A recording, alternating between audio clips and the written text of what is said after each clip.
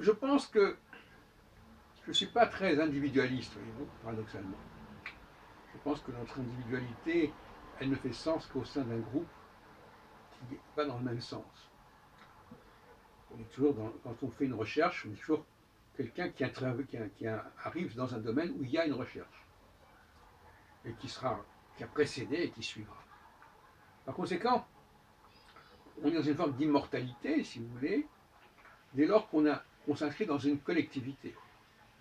Alors que dès qu'on est uniquement centré sur sa personne, on rencontre le problème de la mort. Celui qui s'est inscrit dans ce qui a précédé et qui a marqué par son œuvre le cours des choses, c'est un immortel. D'ailleurs, c'est pour ça qu'on appelle les académiciens français des immortels, quelque part. Et la question de l'individualité pose problème. L'État, aujourd'hui, on dit l'État a affaire à des individus.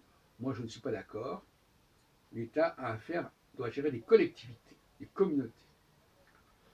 Et c'est parce que justement il y a une diversité des communautés que l'État fait sens, que l'existence de l'État fait sens. Dans un monde où il n'y aurait qu'une homogénéité absolue, pourquoi y aurait-il besoin d'un État? C'est pour ça que les empires, toute nation quelque part est impériale, parce qu'elle a rassemblé des choses, elle a réuni. Tout empire introduit et justement joue ce rôle d'harmonisateur de la diversité. Et la diversité est toujours là, et le rôle de l'État, c'est toujours de la neutraliser. Ce n'est pas un point de départ, l'unité n'est pas un point de départ, c'est un projet qui est toujours à renforcer et à renouveler et à rééditer.